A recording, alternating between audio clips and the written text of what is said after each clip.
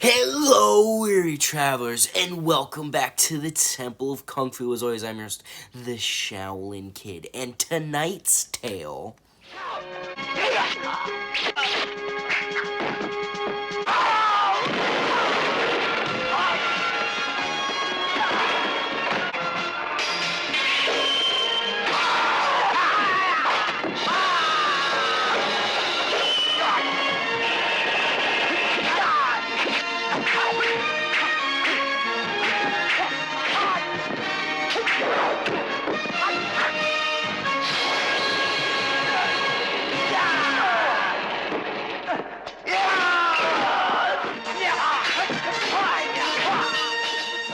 is Last Hurrah for Chivalry, written and directed by John Woo, released in 1979. It is a martial arts extravaganza, as some would like to say. This film is this is one of John Woo's really early films, obviously being in '79 or around that time. Very early John Woo, and I'm gonna be real. This is a really good movie. This is really good. I really liked it, and I really like it because a lot of the kung fu films I watch, especially around the '70s and the early '80s, late '70s, mid '70s, is they all usually, even though they're all usually enjoyable and they have their own style, some of them are kind of the same movie, kind of the same movie with the same plot. Even though I do enjoy them because they do sometimes have their own gimmick or have their own flair to it. Most of them are the story of this guy, ultimate underdog. The big bad villain comes in, maybe Japanese, maybe a big bad government guy, comes in, beats him up or kills his family or kills his friends, kills his master, does whatever, beats his ass. Then the whole movie he's training to fight him. Middle of the movie he goes to fight him, gets his ass kicked, then he trains even more, and then he beats him at the very end of the movie after going through a couple more mini bosses.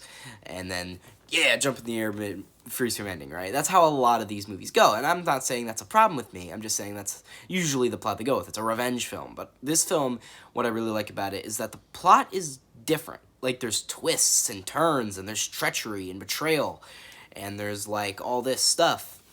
And it actually adds flavor to the story. It's not the same old revenge story that every other kung fu movie has. Well, not every other, but a lot of them have, especially the lower budget ones back in the day.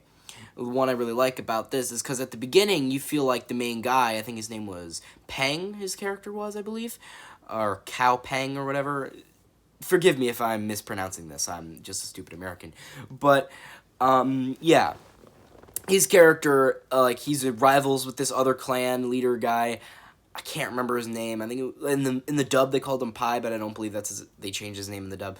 But he's big bad evil guy, and he he crashes his wedding, he hires his bride to kill him, and then they get in a big old fight.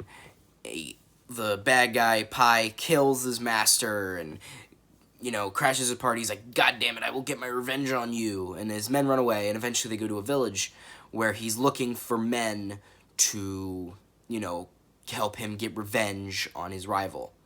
And the whole film, we also follow this assassin and his drinking partner, who is the king of swordsmen, that they call, the Lord of Swordsmen, as they call him in the movie.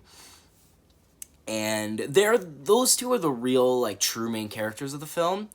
And then they befriend the guy, the guy who got got beaten up by Pai. They befriend him. Well, at least the Lord of Swords does, the King of Swordsmen does.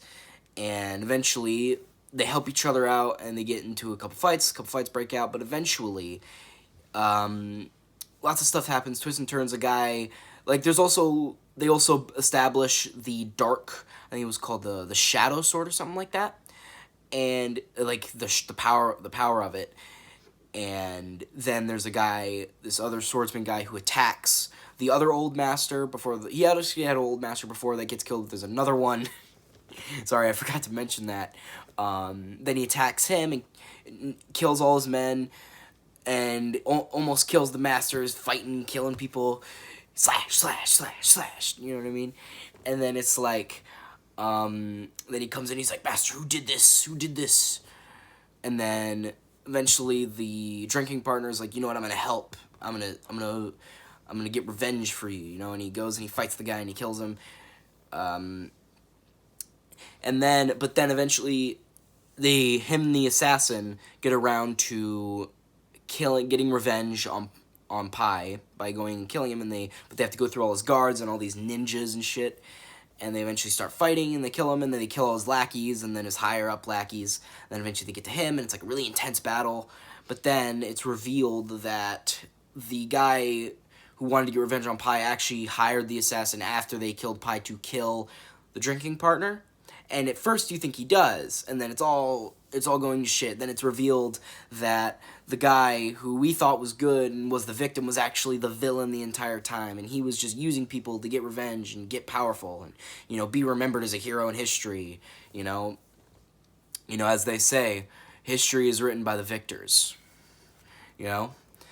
And so, but then it's like, it's all going to shit. It's like, oh no, is the movie going to end with the bad guy winning? But then it's revealed that the assassin is going to go, you know, he's going to go and kill the evil bad guy, the true villain of the film. He's going to go and kill him, and then it looks like he's going to do it on his own, but then it's revealed that he didn't kill his drinking partner, and then they start fighting, and they start getting into a climactic final battle where either it's super even and they're getting their asses kicked, and then eventually, I think his name is Sin, I believe his name is, the assassin, he sacrifices himself to save Chang, who is the drinking partner, and so that he can kill the evil villain, but, you know, he dies in the process because he was about to kill Chang, but then he pushes Chang out of the way and stabs him, and just boom, a double stab.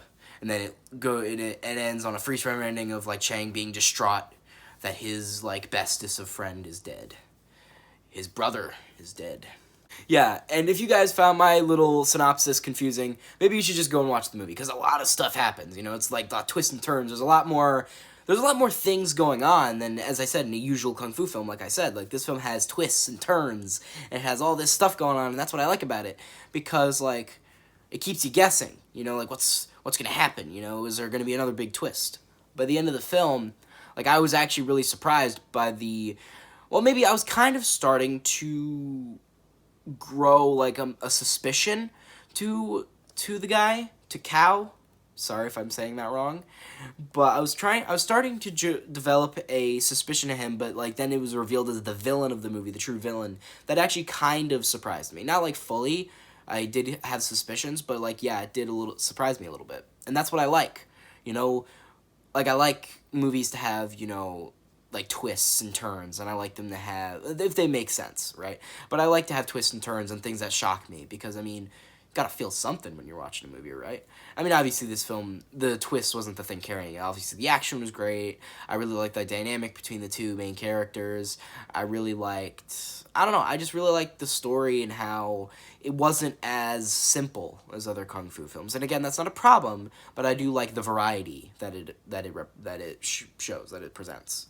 I really do like that. And also, of course, I mean, being a John Woo film, the action's great. Even though it's early John Woo, it's still great. I mean, obviously, he didn't do the choreography, but he's a great director. He's a great writer. So, I mean, well, I think the screenplay was well done. I think the directing was well done. So, he's great at those two things. The choreography was great. Even though it wasn't done by him, the choreography still really good. I did like the set pieces. I think those were fun and great too. And also, the movie was quite funny. When there were comedic moments, I laughed at them. And overall, it was nice to have moments of levity in between all the swordplay and fighting and blood. Comedic moments were very, very funny, and I did laugh at them and did enjoy them. And overall, I enjoyed the film. And, you know, if you're a fan of John Woo, if you're a fan of kung fu, of course, fan of action movies, I do think you'd get a lot of enjoyment out of this film. I highly recommend it if you're a fan of those. And my final rating, I think, would be an 8 out of 10. Very, very enjoyable. Highly recommend it. And, yeah. I think I said all I need to say. Thanks for my piece. So, guys, thanks for stopping by the temple. Really appreciate the support.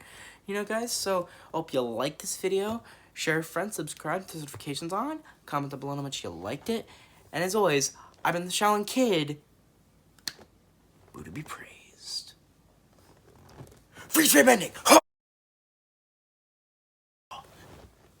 Here. Alright.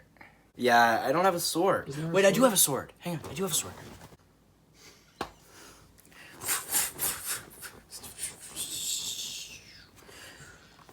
do the Obi-Wan Kenobi, you know? Just one of that. You know?